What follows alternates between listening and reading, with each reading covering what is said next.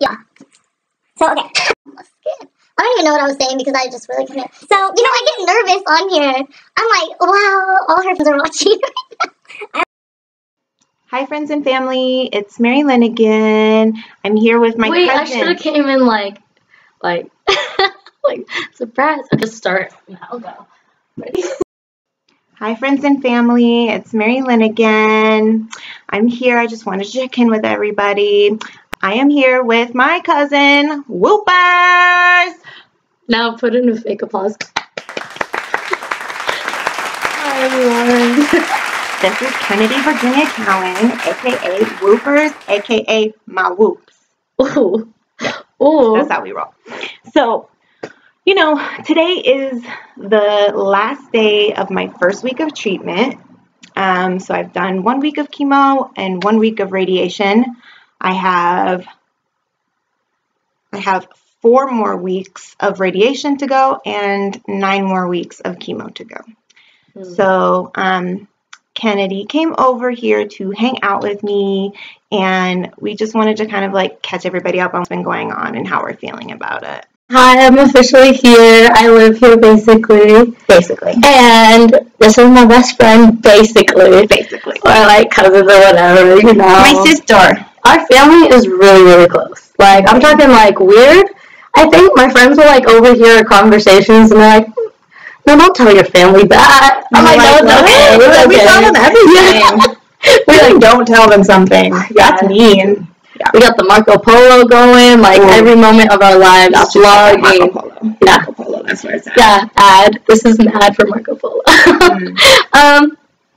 But basically, our family, my Asian side more. She half Filipino. Yeah. You probably can't tell. I'm white. Not really, yeah. You just look gorgeous. But our family has had a lot of cancer, just throughout our whole family, a lot of deaths from cancer. I think that, me and my mom especially, right once we found out that Maryland had it, it was jump into gear, let's go, let's just get pumped and ready for this, really positive about it.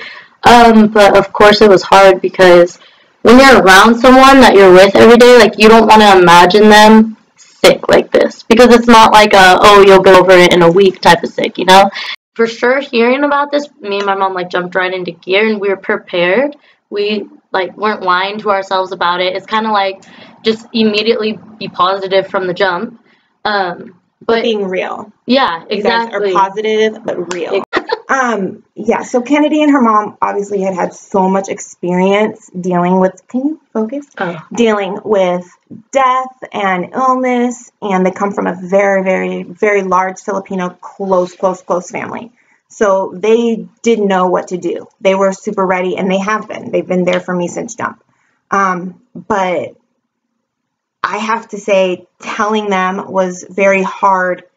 I remember, I'll never forget the first time I saw Kennedy after she heard, obviously, which was an hour after I heard. Everybody just magically showed up at my mom's house within about an hour. It's true. And I remember her, I even remember what she was wearing. I remember what her hair looked like, everything. And I remember her just running up to me and hugging me. And I remember holding her and just being so sad and just thinking, what if I never see her again? We spend so much time together, and it's so hard to think, what if this is one of the last hugs I'll ever get? And seeing her so sad, seeing her crying, it was just rare. We're tough. How else do you feel about it? You're down, you're ready to go. You are totally supportive, 1,000%. She drives by and checks on me all the time. She'll just show up at the house and be like, are you okay? Do you need anything? I love you. Are you good? She's so sweet. Not the typical 18-year-old. Yeah. I don't know. Now, I'm kind of in this thing where, I'm preparing myself to, see you sick, Mm-hmm. Because I think it's one thing to be around you, but it really does feel like everything's normal, especially, in the first couple weeks. Feeling out the situation, especially because there's so many different types of cancers, right? So there's, different treatments, different, sickness that comes from the treatments for each person, too. So I've seen, a lot of different, experiences, but each person is different, so I have to really play it by ear. And I'm honestly, even though I said, like, don't be in denial at first, I'm definitely still, you know, I like to come over and pretend like everything's fine. We'll be like today we tried to go to the movies. We're like, let's go, like, and nothing's fine, you know. She just got out of radiation. She was walking out. I was like, oh, my stomach was hurting. And I was telling her, I was like, oh, my mouth just tastes like metal. She's like, why? And I'm like, why would that happen? I just went through, like, radiation treatment, and it, like, destroys your taste buds, so my mouth feels like I'm sucking on something metal. And she's like, ew. Yeah, that's like, my life. And I'm like trying not to throw up. I'm like taking nausea medicine. And like but that's good. Like, it's good for me. I need her to help me like do things, because like she is the one that I enjoy doing stuff with. Like, you know, going to movies or going shopping or, you know, spending time together, like fun times. Like her mom too. Like I have so much fun with her mom. Like it's their personalities. You're just, even though we know there's something horrible happening, we're not in denial. We're just like living in spite of that. Okay. So, whoopers. Can you tell me like one of your favorite memories with me, or like something that if I die, like something that you'll always remember, like something that you would keep? Okay. Okay, so when I'm really stressed, I'll come here at night. I spend the night sometimes. And one day, it was like, this is before, okay, we've always been super close, but it's hard because I'm so much younger. I'm not so much younger, but I definitely have matured. Yeah, I've matured a lot the past couple years, because I like commute to school every day now, so it's just like she's become really super independent, and her lifestyle is actually becoming more adult because of her responsibility level, so she's matured because of that. Yeah. And so for sure, like the past, I'd say 2 years, because that's when I started going to Oakland for school and everything. So over those past 2 years, I've like matured a lot. So yeah, we were close, but it was never on like a mature level or where I could talk to you. You were always just like my little cousin. Exactly. But yeah. So one night I come home from school, right? And I'm just crying because I'm like, I don't know, I'm just stressed. I don't know. And actually, right before I started crying, right? I don't know if I had like a look on my face, but I was like perfectly fine. Sometimes I just start crying, you know what happens.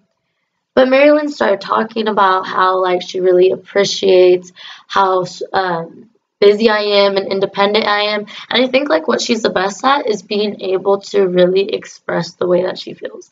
Like, you know, if Marilyn's mad, you know if Marilyn's happy. Like she makes it very, very clear. But I think that's an attribute that I love about you, because you tell me straight up how it is. Like you let me grow through that, you know, and you've told me when I make you happy, when I make you upset, and I think that makes our relationship really real.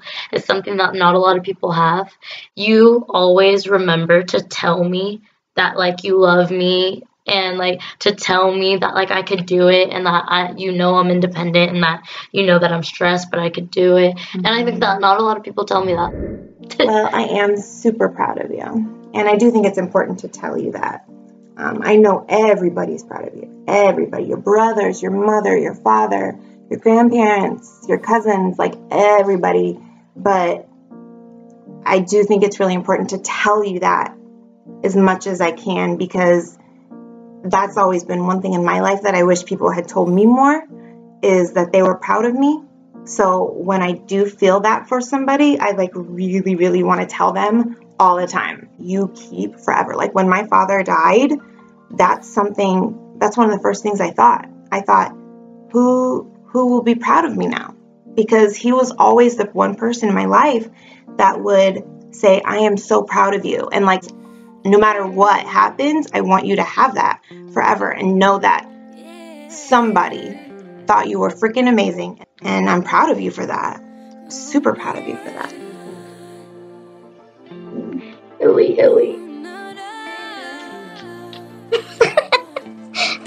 Good job, Woopers. Good job. So today I'm doing something a little bit different. I am making a video of Kennedy loafers. I'm gonna do her makeup. We'll see how much she likes it, okay? Let's get started. So for Kennedy, I'm going to start with a primer.